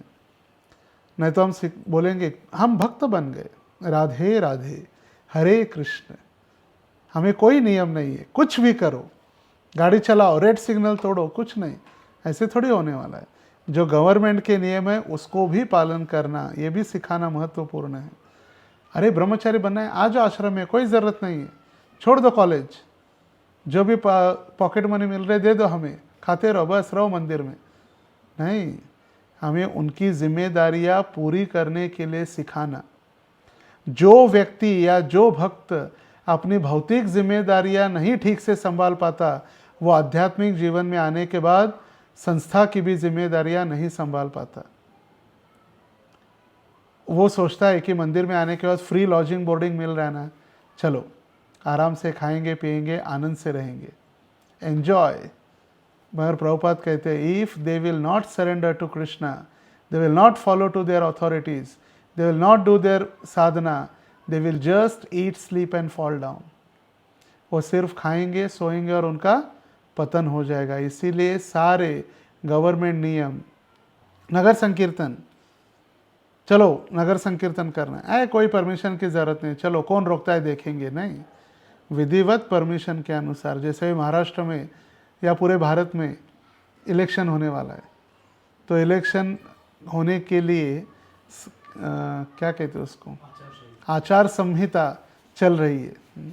तो आचार संहिता के अनुसार जैसे अभी सोलापुर में आने वाले 9 तारीख को गुड़ी पाड़वा के दिन शोभा यात्रा होने वाली है, सीताराम लक्ष्मण हनुमान की शोभा यात्रा।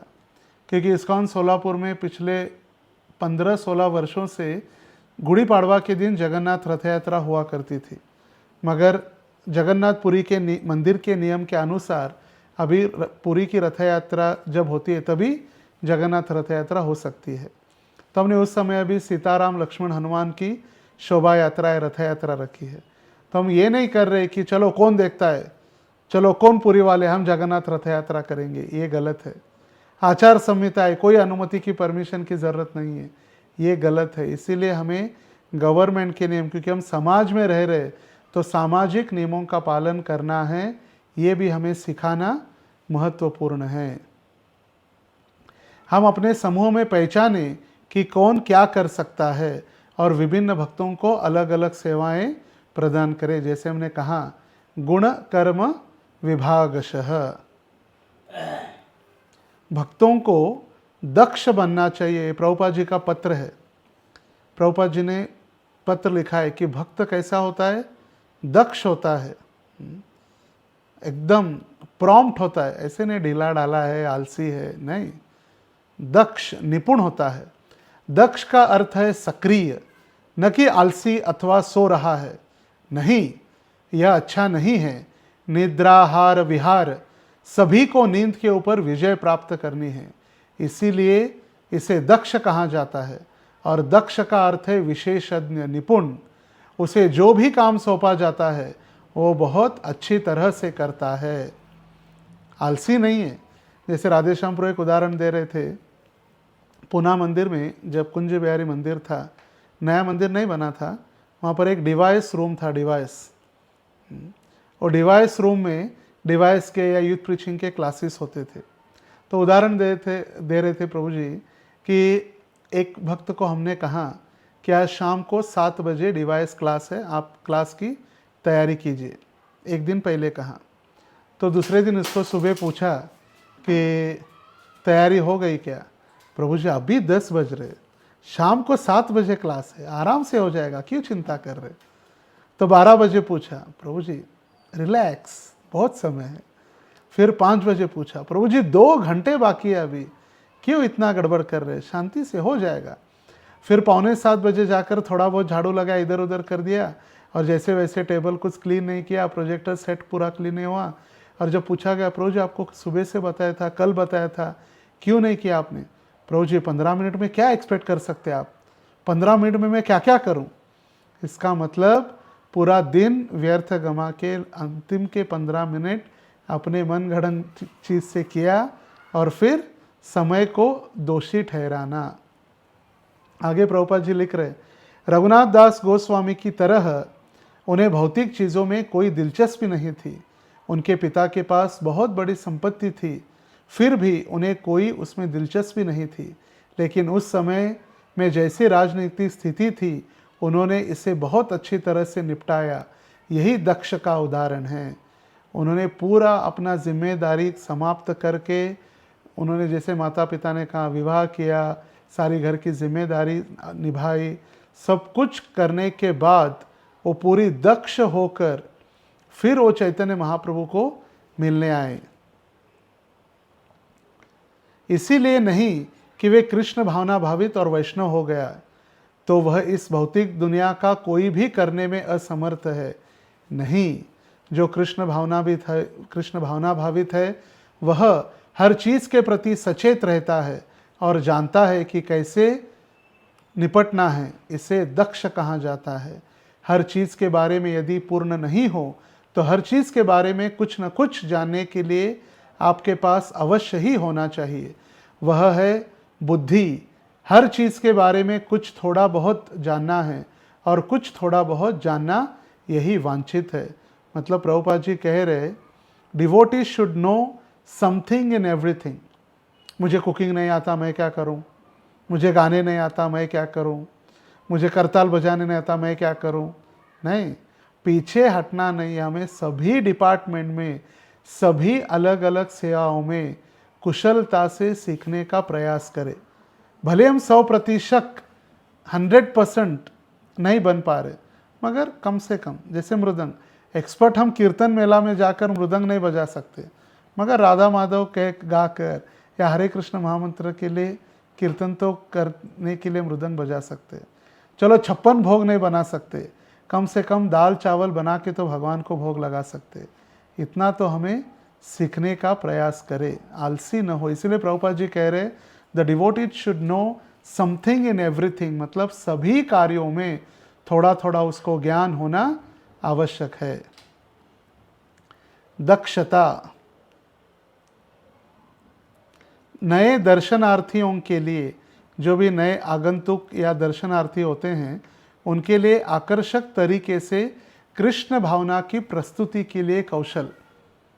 जैसे कोई व्यक्ति पहली बार मंदिर में आया और उसको हम पहली बार कह दिए, देखो तुम शरीर नहीं हो, तुम आत्मा हो, वो दूसरी बार से आएगा ही नहीं। ये आत्मा वित्मा क्या है, ये थोड़ा हम देखो। यहाँ आने के बाद काउंसलिंग मीटिंग में आप बैठे हैं, 4 नियमों का पालन करना है।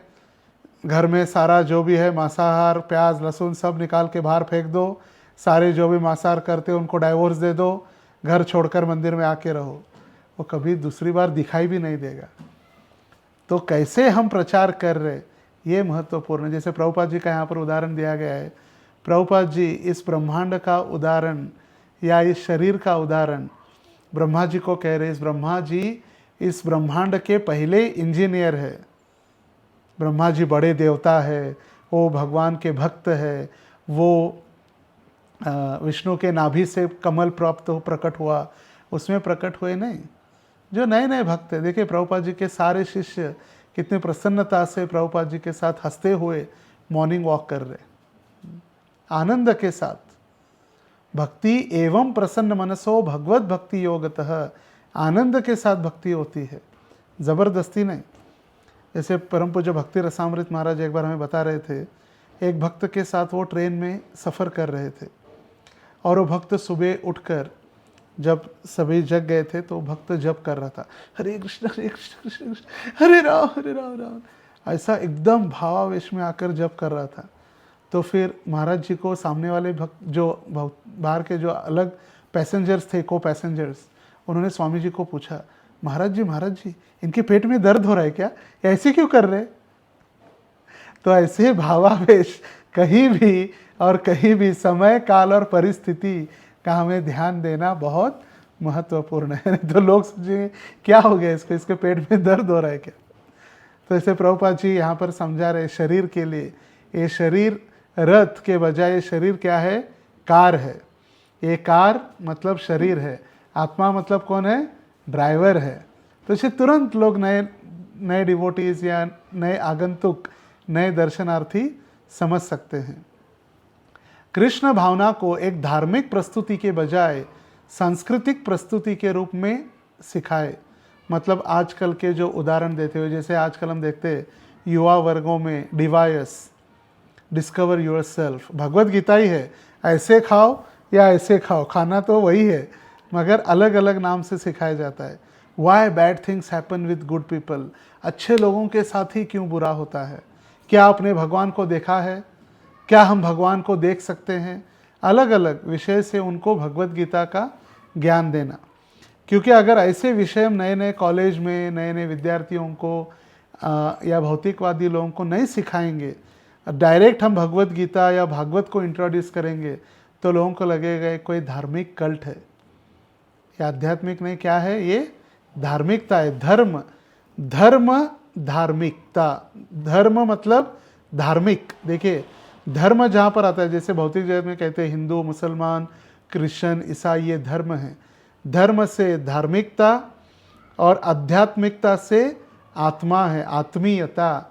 आत्मा से कनेक्शन किसका है, आध्यात्मिक। आध्यात्मिक मतलब आत्मा, धार्मिक मतलब धर्म। हमारी संस्था आध्यात्मिक है, धार्मिक नहीं है। हमारा संबंध आत्मा से, इसीलिए हमें नए नए टेक्नोलॉजी के साथ, शक्कर ही है उसको अलग अलग फ्लेवर के साथ देना है। नंबर 5, संचार संवाद के लिए एक मंच प्रदान करना। सेवा के आवंटन को समझाने, संप्रेषित करने के लिए प्रमुख आयोजनों का आयोजन, महत्वपूर्ण निर्णयों का संचार, पुस्तक वितरणों की सराहना आदि। किसी को भी प्रश्न है तो बैठ के उसके साथ डिस्कस करें। उनको सेवा चार्ट तैयार होने के बाद, कभी कभी हमको लगता है हमने सेवा चार्ट तैयार किया, सामने वाले को समझा ही नहीं हमने क्या बताया। हमने 1 घंटा प्रवचन दिया, सामने वाले के सर के ऊपर से चला गया, कैसे होगा फिर? हमने बताया जन्माष्टमी आने वाली है, हमने ये बहुत सारी सेवाएं हैं, अभिषेक करना है, ग्रंथ वितरण करना है, गोविंदा स्टॉल लगाना है, नगर संकीर्तन करना है, हो गया, सब चले गए। सबसे महत्वपूर्ण है 3 चीज़ें लिख के रखिए, ध्यान रखिए। कोई भी हम सेवा के बारे में कोई मीटिंग करते हैं, सबसे पहला कौन करेगा, ये सबसे महत्वपूर्ण है। कौन करेगा ये सेवा? नंबर 2, कैसे करेगा? वो स्पॉन्सर करके करेगा, मंदिर से धन लेकर करेगा, कलेक्शन करेगा, कैसे करेगा? और तीसरा, डेडलाइन क्या है, कब तक करेगा? ये 3 चीज़ें जब तक क्लियर नहीं होती तब तक मीटिंग फ्लॉप है। हम घंटों घंटों डिस्कशन करेंगे और कुछ नहीं होने वाला है फिर। इसीलिए जब भी आप कोई सेवा की मीटिंग लेंगे या मार्गदर्शन करेंगे, 3 चीज़ें, कौन करेगा, कैसे करेगा, और तीसरा कब तक करेगा, डेडलाइन क्या है। कौन करेगा, कैसे करेगा और कब तक करेगा, ये सबसे महत्वपूर्ण है। ये तीनों चीज़ें भक्तों को जब क्लियर होगी तब वो हम सेवाएं पूरी तरह से क्वालिटी सेवा हो सकती है। नहीं तो क्या है, हो जाएगा, करेंगे, करते रहेंगे, हो जाएगा प्रभु जी, हो जाएगा प्रभु जी, नहीं। डिटेल स्टेज एंड डेमन्स, नहीं, डेमन स्टेज इन डिटेल्स। राक्षस जो है, असुर, वो डिटेल्स में रहते हैं। कभी कभी भक्तों को देखा जाता है कि वो प्लानिंग नहीं करते। Failing to plan is planning to fail. हम फेल हो जाते हैं। क्यों फेल हो जाते हैं?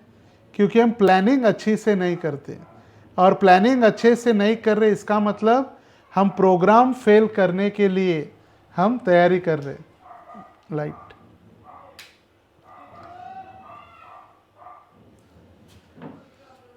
तो इसीलिए हमें सबसे महत्वपूर्ण है कि हम पूरा प्लानिंग अच्छे से करें। सेवाओं का प्लानिंग अच्छे से करेंगे तो फिर हम अच्छी तरह से सेवा कर सकते हैं। और ये जो सेवा हमने बताई है या सेवा हम कर रहे हैं, उसको अच्छे से उनको समझे हैं कि नहीं, ये समझने के लिए एक मंच प्रदान करना, और जो भी हमने सेवाएं निर्धारित की है उनको बताना, वो समझे है कि नहीं, वो समझने का प्रयास करना। और नंबर 6, विभिन्न प्रकार की सेवाओं को व्यवस्थित रूप से वितरित और आयोजित करना, उनको मार्गदर्शन करना कि सेवा कैसे एकाग्रता से गुरु और कृष्ण की प्रसन्नता हेतु संस्था के नियम के अनुसार सेवा होनी चाहिए। ना कि हमें जैसे लगे वैसे, हमें अच्छा लग रहा है इसीलिए, या हम मन घड़ंग ढंग से हम सेवा करें, ऐसे नहीं। संस्था के नियम के अनुसार जो हमें अधिकारियों ने बताई है। कभी कभी क्या होता है, हम नियोजन करते नहीं सेवाओं का। जैसे फॉर एग्जाम्पल, हमारे ग्रुप के पास या आपके काउंसलिंग ग्रुप के पास प्रसाद वितरण की सेवा है। हमने अच्छे से डिस्कशन नहीं किया, हमने उसका प्लानिंग नहीं किया, और किसी को बताया नहीं, सेवा का आयोजन नहीं किया। फिर हम क्या करते हैं, जो भी सामने दिखता है, अरे इधर आओ थोड़ा सर्विंग करो, ए इधर आओ बकेट उठाओ, अरे इधर आओ। तो फिर जो भी सामने दिखेगा उसको हम बताते हैं। और फिर बताते हैं, दूसरा भक्त यदि कोई दूसरी सेवा करके डीटी डिपार्टमेंट से थके हारे आया है, दिन भर सेवा करके, उसको हम अगर सर्विंग में लगाएंगे, अगर उसने कहा कि प्रभु जी मैं बहुत थक चुका हूँ, अरे नहीं, कैसे कह सकते हो, भगवान की सेवा है, प्रभुपाद की सेवा है, कैसे नहीं कह सकते हो। नहीं, इसीलिए आयोजन करना सेवा का सबसे महत्वपूर्ण अंग है। इसीलिए हमें सेवाओं का आयोजन करना और उसको व्यवस्थित रूप से वितरण करना, ये सबसे महत्वपूर्ण है। तो ये हम काउंसलर बनने के बाद भक्तों की देखभाल कैसे करें, ये सबसे महत्वपूर्ण 6 तरीके हैं। किसी के कोई प्रश्न, अगर प्रश्न नहीं है तो फिर हम आगे बढ़ सकते हैं, मगर यहाँ पर किसी के कोई प्रश्न यदि है तो पूछ सकते हैं हैंड रेस करके। हरे कृष्णा कृष्णा कृष्णा हरे हरे, हरे राम राम राम हरे हरे। तो यहाँ पर एक महत्वपूर्ण ये हम सुनेंगे कि देखभाल करता मतलब जो काउंसलर है, उसके संभावित कठिनाइयाँ उसके जीवन में कैसे नुकसान करती है। नंबर 1, हमारी नियंत्रक मानसिकता न हो, कंट्रोलिंग नेचर। अरे ये अभी मेरे शिष्य है, बस मैं उनको जो भी कहूँगा ये करने के लिए तैयार है, इतना सारा प्रवचन देने के बाद। तो कंट्रोलिंग नेचर न हो, व्यक्तिगत सेवा हम उनसे न ले, संस्था की सेवा करने आए, हमारी सेवा करने के लिए नहीं। काउंसलिंग मीटिंग में आए हमारे घर पे, सेक्टर 51 सारे आ गए काउंसलिंग ग्रुप के लिए, चलो भाई आ गए 8 लोग, एक कपड़ा धो, एक झाड़ू पोछा लगाओ, एक कपड़े सुखाओ, एक सिलेंडर लेकर आओ। व्यक्तिगत सेवा नहीं। विशेष पूजा और सम्मान स्वीकार करना, मैं आपका उद्धारक हूँ।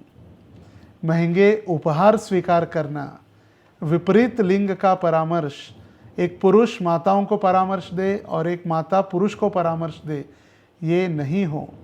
कार्यवाहक का समूहवाद, मतलब मैं और मैं ही जो बोलूँगा वही होगा।